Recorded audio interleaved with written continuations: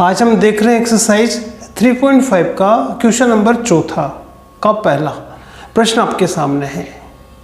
एक छात्रावास के मासिक व्यय का एक भाग नियत है तथा शेष भाग इस पर निर्भर करता है कि छात्र ने कितने दिन भोजन किया है। जब एक विद्यार्थी ए 20 दिन भोजन करता है तो 1000 रुपये देता है। छात्रावास व्यय के लिए उसको अदा करने पड़ते हैं। जबकि एक अन्य विद्यार्थी है बी, वो अगर 26 दिन भोजन करता है तो 26 दिन के वो चुकाएगा 1180 रुपये।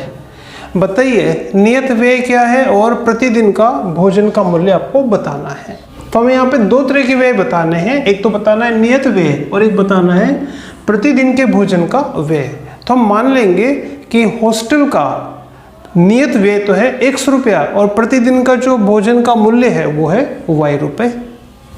तो हमने लिखा बच्चों कि माना छात्रावास का जो नियत व्यय है, फिक्स जो उसका चार्ज है वो तो 100 रुपये है। 100 रुपये तो आपको देना ही है। और कितने दिन भोजन करते हैं तो माना एक दिन के भोजन का जो खर्चा है वो है y रुपया। अगर आदमी एक दिन भोजन करेगा तो 1 y रुपया देगा, 2 दिन भोजन करेगा तो 2 y रुपये देगा, 3 दिन भोजन करेगा 3 y रुपये देगा। अब यहाँ स्टूडेंट ए देखिए 20 दिन भोजन करता है जिसके 1000 रुपये चुकाता है। यानी अगर कोई स्टूडेंट हॉस्टल में रहता है और हॉस्टल में 20 दिन भोजन करता है तो हॉस्टल का नियत व्यय और 20 दिन का जो खर्चा है वो 1000 रुपये वो चुकाता है। ठीक है, 1000 रुपये में नियत व्यय भी शामिल है और 20 दिन का भोजन शामिल है। तो प्रश्नानुसार तो इस प्रकार बच्चों स्टूडेंट ए के लिए नियत व्यय और 20 दिन के भोजन का जो व्यय है वो मिला के 1000 रुपया है। तो नियत व्यय तो हमने माना है x। इस समय ये समीकरण बना सकते हैं कि नियत व्यय तो है x और 20 दिन का जो भोजन का मूल्य होगा, एक दिन का भोजन का मूल्य y रुपया है तो 20 दिन का भोजन का मूल्य 20 y रुपया। तो नियत व्यय और 20 दिन के भोजन का मूल्य बराबर 1000 रुपया।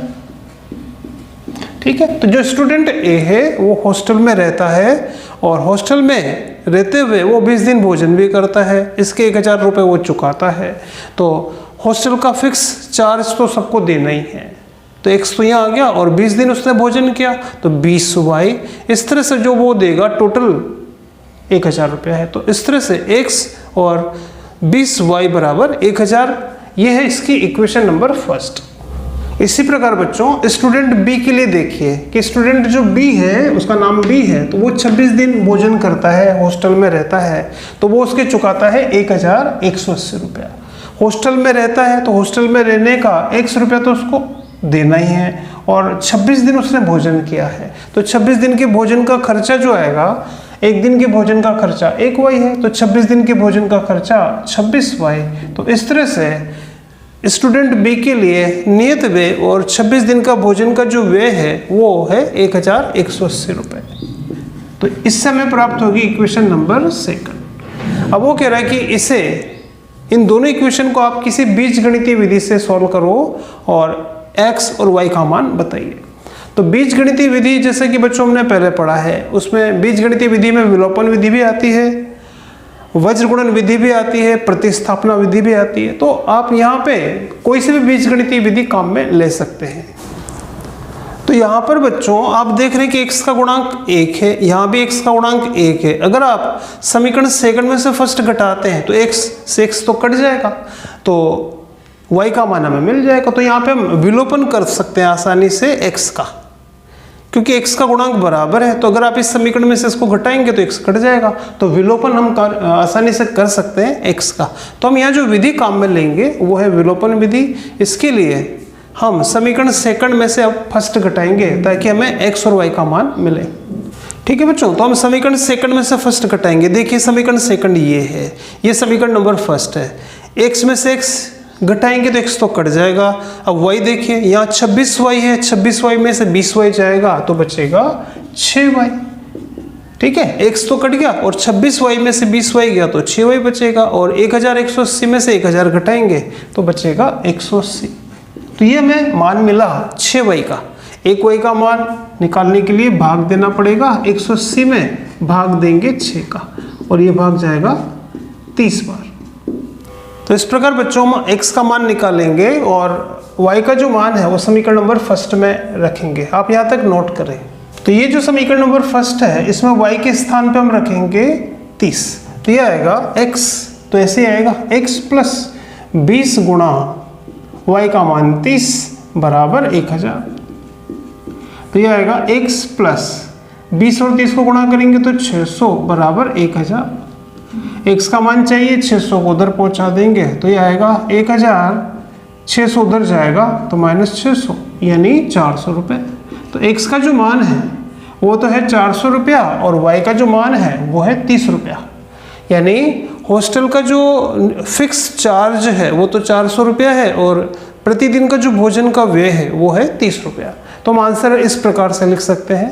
इस तरह से आंसर हमने लिखा बच्चों कि छात्रावास का जो नियत व्यय है x वो तो है 400 रुपया और प्रतिदिन के भोजन का जो मूल्य होगा वह है 30 रुपया।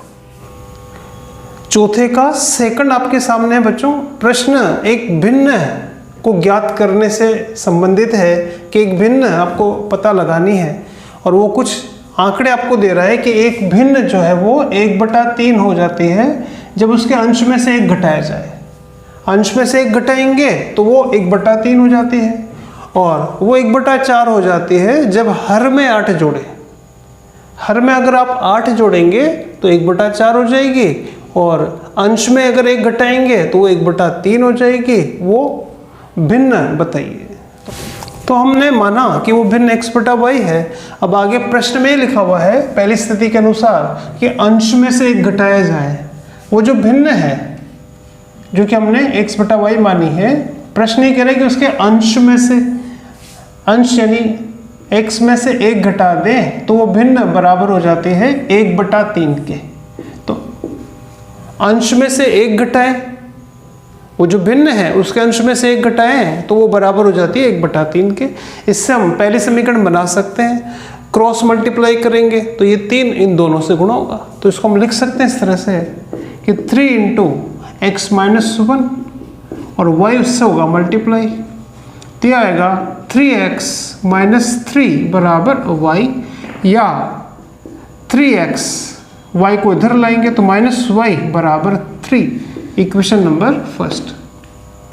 दूसरी स्थिति के अनुसार, दूसरी स्थिति यह है बच्चों कि वो भिन्न का मान 1/4 हो जाएगा जब उसके हर में 8 जोड़े। तो इससे हम क्या समीकरण बना सकते हैं? वो जो भिन्न है x/y उसके हर में अगर हम 8 जोड़ें तो हर में 8 जोड़ दें तो y में प्लस कर दें 8, तो ये जो भिन्न है ये बराबर हो जाती है 1/4 के। तो यहाँ भी हम क्रॉस मल्टीप्लाई करके एक और समीकरण प्राप्त करेंगे। तो ये जो 4 है ये तो गुणा होगा इससे, तो ये आएगा 4x। तो इसको हम लिख सकते हैं 4x और y + 8 गुणा होगा 1 से, तो बराबर आएगा y + 8। या y को हम इधर लाएंगे तो ये हो जाएगा सेकंड समीकरण 4x - y बराबर 8। इसको हम कहेंगे इक्वेशन नंबर सेकंड। तो इस प्रकार हमें 2 समीकरणें प्राप्त हुई। अब हमें इसे किसी भी बीजगणितीय विधि से सॉल्व करना है। तो यहाँ भी आप देखिए -y है और यहाँ भी -y है। y आप दोनों जगह समान देख रहे हैं, तो यहाँ हम आसानी से y का विलोपन कर सकते हैं। यानी समीकरण सेकंड में से हम समीकरण फर्स्ट घटा देंगे तो y से y तो कट जाएगा, तो इस तरह से हमें x का मान मिलेगा। तो यहाँ हम जो बीजगणितीय विधि काम में लेंगे वो है विलोपन विधि। तो आगे हम लिखेंगे कि समीकरण सेकंड में से अब हम घटाएंगे समीकरण फर्स्ट। तो बच्चों यहाँ समीकरण सेकंड में से हम फर्स्ट घटाएंगे तो 4x में से 3x गया तो 1x बचेगा और -y में से -y जाएगा तो y कैंसिल हो जाएगा। 8 में से 3 गया तो 5, तो x का जो मान है वो तो आएगा 5। और अब हमें y का मान चाहिए, तो x का जो मान है वो समीकरण फर्स्ट में रखेंगे। समीकरण फर्स्ट में x के स्थान पे हम रखेंगे 5, तो समीकरण सेकंड है 3x, तो 3 × x का मान 5 -y बराबर 3।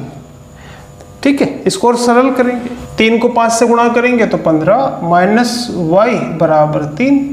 तो 15 को हम उधर पहुंचा दे तो -y तो यही रहेगा 3, 15 इधर आके -15, तो ये आएगा -y बराबर -12। माइनस से माइनस काट दें तो हमें y का मान मिलेगा 12। तो इस तरह से y का जो मान है वो तो आ रहा है 12 और x का जो मान है वो आ रहा है 5। तो अंश जो है वो तो 5, हर जो है वो है 12। तो इस प्रकार बच्चों आंसर आएगा कि वो जो भिन्न है x बटा y वो है 5/12।